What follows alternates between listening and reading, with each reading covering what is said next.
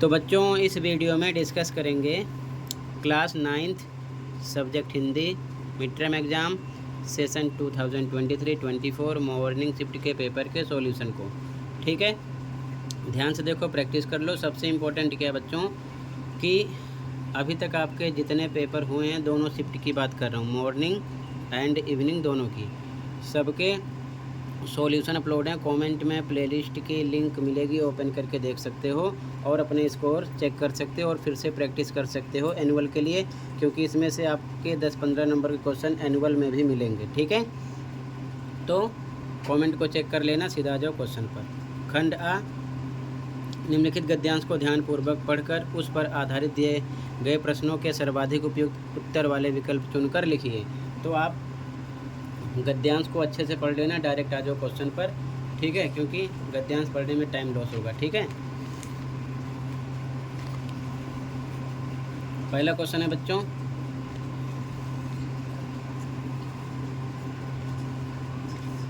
पहला क्वेश्चन है बच्चों का, सेला चावल से विश्व का परिचय किस देश ने कराया? तो भारत ने। डी ऑप्शन है। मलेशिया, जापान, जावा, तीनों होंगे। ठीक है, डी है पहले में। अगला, बेरी बेरी रोग का सिंहली भाषा में अर्थ होता है दुर्बल। क्या होता है? दुर्बल। दृष्टिहीन गलत है, कुपोषित गलत है, शक्तिशाली गलत है। ठीक है, अगला, जब उन्हें सेला चावल खिलाया गया तो वे ठीक हो गई। गद्यांश में आए इस कथन के पक्ष में निम्नलिखित में से कौन सा या कौन से तर्क सही हैं? ऐसे पैटर्न में क्वेश्चन मिलेगा आपको। ठीक है, तो पहला ऑप्शन है बच्चों, मुर्गियों का बीमार पड़ने का कारण मिल का चावल था। तो ये बिल्कुल सही बात है। ठीक है, अगला, मिल के चावल के पोषक तत्व कम हो गए थे। ये भी सही बात है। मिल के चावल से मुर्गियों की बीमारी ठीक हो गई, ऐसा नहीं हुआ। ठीक है, यहाँ पर आपका पहला और दूसरा स्टेटमेंट राइट हो रहा है। ठीक है, पहला दूसरा स्टेटमेंट राइट है। तो आगे से हमें आंसर देखने हैं यहाँ पर इस प्रकार से। ठीक है, यहाँ हमें पता करना है। तो यहाँ पर आपका सी ऑप्शन हो रहा है, पहला और दूसरा सही है। ठीक है, अगला क्वेश्चन है, कथन ए और कारण आर को पढ़कर उपयुक्त विकल्प को चुनिए। कथन ए, सेला चावल मोटापे और डायबिटीज़ को नियंत्रित करने में बेहतर साबित होता है। बिल्कुल सही। कथन आर, सेला चावल खाने से रक्त में ग्लूकोज नहीं बढ़ता। बिल्कुल सही, और यही कारण है। ठीक है, कि मोटापे और डायबिटीज़ को नियंत्रित करता है। तो मतलब दोनों सही हैं, आर ए की व्याख्या है। तो यहाँ पर सी ऑप्शन लगाएंगे इसके अकॉर्डिंग। कथन ए सही है और कारण आर कथन ए की सही व्याख्या है। सी ऑप्शन हो जाएगा। ठीक है, अगला, प्रस्तुत गद्यांश में सेला चावल के डैश पर प्रकाश डाला गया है। इतिहास और विशेषता पर। ठीक है, ए ऑप्शन हो जाएगा, इतिहास और विशेषता पर। अब अगला क्वेश्चन काव्यांश होगा, ध्यानपूर्वक पढ़ना होगा, पढ़कर आंसर देने होंगे। ठीक है, तो काव्यांश को आप पढ़ लेना, डायरेक्ट आ जाओ क्वेश्चन पर। ठीक है,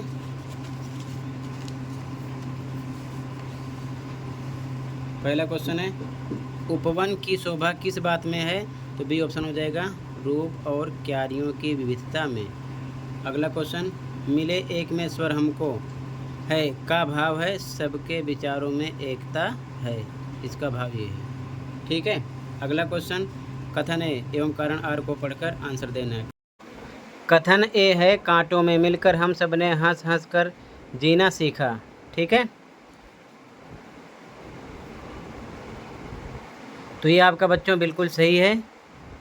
कथन आर, सब मिलकर कठिनाइयों का मुस्कुराकर सामना करते हैं। ये भी सही है। ठीक है, और मुस्कुराकर सामना करते हैं, इसीलिए कांटों से मिलकर हम सब ने हंस हंस कर है जीना सीखा, ये बात हो रही है। ठीक है, तो मतलब आर ए की व्याख्या भी है, दोनों सही भी है। ठीक है, तो ऐसी कंडीशन में आपको फिर से सी ऑप्शन लगाना है, ए सही है और कारण आर कथन ए की सही व्याख्या है। ठीक है, अगला क्वेश्चन, हम सब सुमन एक उपवन के में उपवन किसे कहा गया बच्चों? देश को।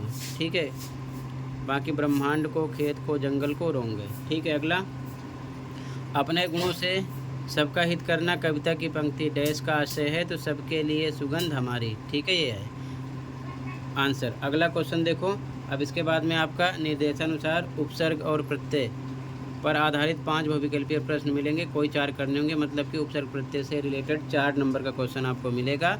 उपसर्ग होता है आगे वाला, प्रत्यय होता है पीछे वाला, ध्यान रखना। ठीक है ना, उपसर्ग प्रत्यय की पहचान ध्यान से रखना। पा से प्रत्यय, पा से पीछे, पीछे निकलता है, उपसर्ग आगे होता है। ठीक है, जैसे अधिकार में अधि उपसर्ग है और मान लो पान वाला तो वाला प्रत्यय पीछे है। ठीक है, अब क्वेश्चन पे आ जाओ।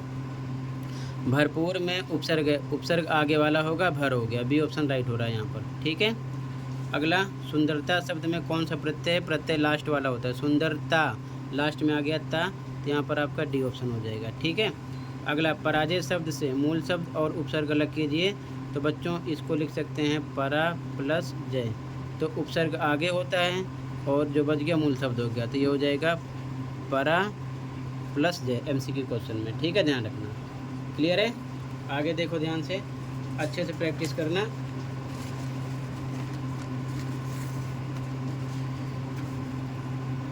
निम्नलिखित वाक्यों में से प्रत्येक के गुण पहचान कर नीचे दिए गए विकल्पों में से सर्वाधिक उपयुक्त उत्तर वाला विकल्प चुनकर लिखिए। पहला, प्रत्यय शब्द के प्रारंभ में लगते हैं, तो ये तो आपका गलत है। ठीक है, क्योंकि प्रत्यय हमेशा पीछे लगते हैं, अभी मैंने आपको समझाया। प्रत्यय शब्द के अंत में लगते हैं, ये सही बात है। प्रत्यय शब्द के अंत में लगते हैं। प्रत्यय लगने के बाद शब्द के अर्थ में परिवर्तन आता है, बिल्कुल सही बात है, परिवर्तन आएगा। अगला, प्रत्यय लगने के बाद शब्द के अर्थ में परिवर्तन नहीं होता, ऐसी बात नहीं है, परिवर्तन होगा। ऊपर पूछा मतलब 2 सही है 3 सही है, 2 सही है 3 सही है, तो यहाँ पर बी ऑप्शन हो जाएगा, 2 और 3 सही है। इस प्रकार से क्वेश्चन पूछेंगे, ध्यान रखना। ठीक है, आगे मैचिंग करना है। अब जैसे घबराहट, तो लास्ट में आहट आया, प्रत्यय हो गया, पहले का तीसरा हो गया। ठीक है, लिखाई ई, प्रत्यय आ गया, लास्ट में आई। ठीक है ना, प्रत्यय हो गया। डाक खाना, खाना आ गया लास्ट में, प्रत्यय। देखो पहले का तीसरा, उसके बाद में दूसरे का दूसरा, तीसरे का पहला। अब ये ढूंढेंगे हम, ये मिल रहा है। ठीक है, बी ऑप्शन, बाकी तीनों रॉन्ग है। ठीक है, इस प्रकार पहचानना होगा। इसके बाद में अगला क्वेश्चन आपका समास पर आधारित 5 बहुविकल्पीय प्रश्न होंगे, यानी कि 4 करने होंगे। 4 नंबर में आपसे समास वाले क्वेश्चन किए जाएंगे, तो आप समास को अच्छे से पढ़ लेना। समास 6 प्रकार के होते हैं। ठीक है, पहला क्वेश्चन, देशभक्ति समस्त पद का समास विग्रह है। तो समास विग्रह भी आपसे पूछ सकते हैं, देश के लिए भक्ति या फिर समास का नाम पूछ सकते हैं, दोनों चीज़ें आप अच्छे से पढ़ना। यहाँ पर डी ऑप्शन आपका राइट होगा। ठीक है बच्चों, अगला, त्रिभुज समस्त पद में समास होगा तो द्विगु समास है। ठीक है ना, त्रिभुज, चतुर्भुज, पंचभुज, षष्ठभुज, ये सब द्विगु समास के उदाहरण है। ठीक है, इसमें संख्या आती है, ध्यान रखना। अगला, जिस समास में दोनों पद प्रधान हो उसे कहते हैं। तो आप डेफिनेशन भी पढ़ लेना, उसे द्वंद्व समास कहते हैं। ठीक है ना, डेफिनेशन भी आपसे पूछ लिए हैं, जिसमें दोनों पद क्या हो, प्रधान हो, द्वंद्व समास होगा। ठीक है, आप अच्छे से पढ़ना। फिर आगे देखो, समासों में द्वंद्व समास के उदाहरण है। द्वंद्व समास पहचानना है, तो द्वंद्व समास ध्यान रखना, जैसे पाप पुण्य हो गया। ठीक है ना, जैसे गुण दोषी हो गया, जैसे हो गया दिन और हो गया रात, या फिर हो गया माता, ऐसे निशान होगा पिता। ठीक है, ध्यान रखना, ये द्वंद्व समास के उदाहरण है। तो 2 हैं इसमें, पहला और तीसरा। तो सारे ऑप्शन में मिस्टेक है, कोई सा भी एक मान लो, पहला और तीसरा, या इसे पहला तीसरा बना लो, आपका राइट हो जाएगा पहला और तीसरा। ठीक है, ये चीज़ ध्यान में रखना। आगे मैचिंग करना है। अब समास में मैचिंग वाले क्वेश्चन भी आपसे किए हैं, ध्यान से देखो। जैसे नीलकंठ शिव, तो जहाँ पर शिव, गणेश जी, रावण किसी से कंपेयर होगा, तो ध्यान रखना बहुब्रीहि समास होता है। पहले को हो जाएगा तीसरा, बहुब्रीहि समास है। ठीक है, तो पहले को हो गया तीसरा। इसके बाद में रसोई घर, तत्पुरुष समास हो गया, इसका पहला हो गया। चारपाई द्विगु समास, चारपाई वाला इसमें संख्या आ गई, ये भी मैंने आपको समझाया। ठीक है, तो ध्यान रखना, दूसरा हो गया इसका। तो तीसरा, पहला, दूसरा, यहाँ पर आ गया सी ऑप्शन। ठीक है, इस प्रकार से पहचानना होगा। एक ही क्वेश्चन में कई चीज़ें आपसे पूछेंगे तो 1 नंबर मिलेगा। इस प्रकार से पैटर्न को ध्यान में रखना। डेफिनेशन से भी पूछ सकते हैं, समस्त पद समास विग्रह भी पूछ सकते हैं, ये चीज़ ध्यान में रखना, या समास के भेद भी पूछ सकते हैं। ठीक है, किसी प्रकार से भी आपसे क्वेश्चन कर सकते हैं। आगे देखो, अगला क्वेश्चन होगा अर्थ की दृष्टि से वाक्य भेद। अर्थ की दृष्टि से 4 नंबर के ये भी होगा, 5 देंगे, 4 करना होगा। ठीक है, पहला क्वेश्चन, वाक्य का प्रकार बताइए। मैंने पतंग नहीं उड़ाई, नहीं शब्द आ जाए समझ लो निषेधवाचक है। नहीं के लिए पहचान ध्यान रखना, निषेधवाचक। ठीक है ना, मैं नहीं पढ़ रहा हूँ, इसमें भी निषेधवाचक है। नहीं शब्द आएगा समझ लेना निषेधवाचक है, ना से नहीं, ना से निषेधवाचक। ठीक है, आगे देखो, वाक्य का प्रकार बताइए। वाह, अब यहाँ पर विस्मयादिबोधक निशान आ गया ना, तुमने ऑनलाइन खरीदारी करना सीख लिया, तो यहाँ पर विस्मयवाचक हो गया, ध्यान रखना। पहचान इसकी है ये निशान विस्मयादिबोधक वाला। ठीक है, बस इसकी पहचान। अगला, आज मेट्रो धीरे चल रही है, इस वाक्य में प्रश्नवाचक वाक्य में लिखा जाएगा। इस वाक्य को प्रश्नवाचक वाक्य में लिखा जाएगा। तो प्रश्नवाचक वाक्य में क्वेश्चन मार्क लगता है। तो क्या आज मेट्रो धीरे चल रही है? बाकी देखो किसी में क्वेश्चन मार्क नहीं है, तीनों रॉन्ग हो गए, तो यहाँ पर ये सही है। तो पहचान ध्यान रखना, ये सब चीज़ें बहुत ज़रूरी हैं, ठीक है। आगे वाक्य का प्रकार बताइए। अपनी साइकिल धो लो, तो अपनी साइकिल धोना है तो आज्ञावाचक है, आज्ञा दी जा रही है, ठीक है ना। अगला इच्छावाचक वाक्य का उदाहरण है, सफलता तुम्हारे कदम चूमे, ठीक है, ये हो जाएगा सी ऑप्शन, ठीक है। आगे अब अगला क्वेश्चन आपका बच्चों का अलंकार, ये भी 4 नंबर में करेंगे, 5 क्वेश्चन देंगे, कोई 4 करना होगा, ठीक है। तो पहला क्वेश्चन है, निम्नलिखित पंक्तियों में अलंकार पहचानिए। मुख चंद्रमा सा सुंदर है, तो चंद्रमा के समान सुंदर मुख को बताया जा रहा, उपमा अलंकार है, ठीक है, डी ऑप्शन हो जाएगा। इसमें भी अलंकार, चारुचंद की चंचल किरणें, जब एक वर्ण बार बार आता है, चा चा चा, तो वहाँ पर अनुप्रास अलंकार होता है, जैसे कि रघुपति राघव राजा राम, ठीक है। अगला दी गई पंक्ति में अलंकार पहचानिए। पायो जी मैंने राम रतन धन पायो, तो यहाँ पर रूपक अलंकार आ गया, ठीक है ना, ठीक है। अगला उपमा अलंकार का उदाहरण है, नील गगन सा शांत हृदय था सो रहा, ठीक है, नील गगन, इसमें नील गगन में उपमा अलंकार हो जाएगा, ठीक है। अलंकार की पहचान जरूर पढ़ लेना अच्छे से, ठीक है ना। अगला, जब किसी पंक्ति में किसी वर्ण की बार बार आवृत्ति हो तो कौन सा अलंकार होता है? अनुप्रास अलंकार, अभी मैंने बताया, एक वर्ण बार बार आता है, जैसे कि रघुपति राघव राजा राम। तो आपसे डेफिनेशन से भी क्वेश्चन पूछ सकते हैं, आपसे एग्जाम्पल भी पूछ सकते हैं, या फिर एग्जाम्पल दे देंगे, आपको अलंकार पहचानना होगा, किसी भी पैटर्न में आपसे क्वेश्चन कर सकते हैं, ध्यान रखना। अगला क्वेश्चन पद्यांश होगा, ठीक है ना, पठित पद्यांश ध्यान रखना, इससे आप अच्छे से पढ़ लेना। सीधा जाओ क्वेश्चन पर। पहला क्वेश्चन है, वस्तु और परिधान की दुनिया में किसे शर्म की बात माना जाने लगा है बच्चों? तो पिछले वर्ष के वस्त्रों का प्रयोग इस वर्ष करने में, ठीक है, बी ऑप्शन राइट हो जाएगा। क्लियर है। अगला क्वेश्चन देखो, घड़ी पहले समय दिखाती थी, पंक्ति का आशय है घड़ी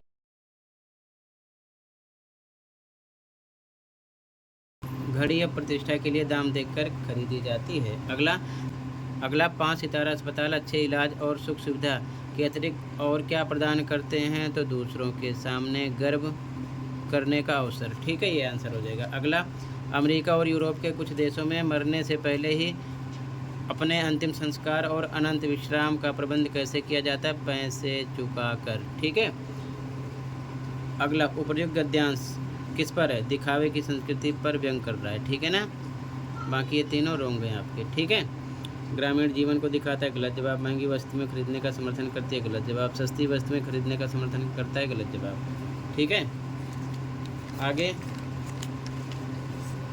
अब यहाँ पर आपको क्षितिज पाठ के आधार पर भी एमसीक्यू क्वेश्चन मिलेंगे, तो आप अच्छे से पढ़ना, एमसीक्यू क्वेश्चन करेंगे। 8वें का पहला, 2 बैलों की कथा पाठ का प्रतीकात्मक संदेश क्या है बच्चों? तो अंग्रेजों से स्वतंत्रता का प्रयास, ठीक है, अंग्रेजों से स्वतंत्रता का प्रयास, सी ऑप्शन। अगला, निम्नलिखित में से कौन सी तिब्बती समाज की विशेषता है? तो यहाँ जात पात और छुआछूत नहीं है, आपने पढ़ा है ना चैप्टर, अच्छे से पता होगा, ठीक है। अगला, फिर पठित पद्यांश पर आधारित भी आपसे एमसीक्यू क्वेश्चन किए जाएंगे, ठीक है। पहला क्वेश्चन है, सीधा क्वेश्चन पे आओ, का कवि ग्वालों की किन चीज़ों पर तीनों लोगों को राजपाट त्यागने को तैयार है? तो लाठी और कंबल पर, लाठी और कंबल पर, ठीक है, ध्यान रखना। क्लियर है। अगला क्वेश्चन है, कवि 8 सिद्धि और 9 निधियों का सुख किसके लिए छोड़ना चाहता है? तो नंद की गाय चराने के लिए, नंद की गाय चराने के लिए। अगला क्वेश्चन, निम्नलिखित में से किस पंक्ति में कवि वन बाग और तालाब निहारने की बात करता है? ब्रज के वन बाग तड़ाग निहारो, ठीक है ना, यहाँ पर। अगला, कवि द्वारा ब्रज की कांटेदार झाड़ियाँ भी पसंद करना दर्शाता है कि कवि ब्रज के प्रत्येक वस्तु से प्रेम करता है, यही दर्शाता है, ठीक है। अगला, उपर्युक्त पद्यांश में परिलक्षित भाव किस श्रेणी में रखे जा सकते हैं? तो भक्ति श्रेणी में रखे जा सकते हैं। अब क्षितिज के पाठों पर आधारित एमसीक्यू क्वेश्चन होंगे। पहला क्वेश्चन, कबीर के अनुसार ईश्वर कहाँ वास करता है? तो मनुष्य के भीतर, ठीक है, मनुष्य के भीतर, ठीक है, ध्यान रखना ये चीज़। आगे देखो, गोपियाँ किस दशा में अपने कानों पर अंगुली रखने की बात कहती हैं? कृष्ण की मुरली की धुन बजने पर, ठीक है, ये क्लियर है। अब इसके बाद में बच्चों 25 से 30 शब्दों में क्वेश्चन होंगे जिनके आंसर आपको देने होंगे। 4 क्वेश्चन होंगे, कोई 3 करना होगा, 2 3 6, एक क्वेश्चन 2 नंबर का होगा, 6 नंबर का होगा ये, ठीक है। तो अगला क्वेश्चन भी आपसे 4 दिए जाएंगे, 3 करना होगा, 25 से 30 शब्दों में आपको ये सब पढ़ने हैं। और इसके आंसर के लिए आपको चैनल पर या फिर कमेंट देखना है, वहाँ पर भी आपको सॉल्यूशन मिल जाएगा, जैसे कि ऑल सब्जेक्ट सॉल्यूशन प्रोवाइड होता है। फिर अगला क्वेश्चन आपका 50 से 60 शब्दों में आंसर देना होगा। 3 प्रश्नों में से कोई 2 करने होंगे, एक क्वेश्चन 4 नंबर का होगा, 8 नंबर का ये हो जाएगा, ठीक है। फिर अगला क्वेश्चन जो होगा उसमें भी आपको 100 शब्दों में अनुच्छेद लिखना होगा, एक करना होगा, 3 4 ऑप्शन देंगे, 6 नंबर का होगा, ठीक है ना। अनुच्छेद जिसे आप निबंध बोलते हो, कोई भी टॉपिक पर आपको लिखना होगा, ठीक है। उसके बाद में अगला क्वेश्चन आपसे बोला जाएगा पत्र, 100 शब्दों में लिखना होगा, 5 नंबर का होगा, चॉइस होगी ऊपर वाला करो या फिर नीचे वाला। तो औपचारिक अनौपचारिक पत्र कैसे लिखोगे, हर एक टॉपिक पर सेपरेट अलग अलग वीडियो बनी है, आप देख सकते हो। तो कमेंट को चेक कर लो या फिर चैनल पर विजिट करो, वहाँ से आप देख सकते हो, ठीक है। इसके बाद में अगला क्वेश्चन जो होगा आपका, यहाँ पर लघु कथा आएगी, किसी भी टॉपिक का मेंशन किया जाएगा, चॉइस होगी, दोनों में से कोई एक करना होगा, 5 नंबर का होगा, बनाकर आपको लिखना होगा, टॉपिक दी होगी लघु कथा में, ठीक है। उसके बाद में अगला क्वेश्चन आपका संवाद होगा, 80 शब्दों में, चॉइस होगी, कोई एक करना होगा, 4 नंबर का ये होगा।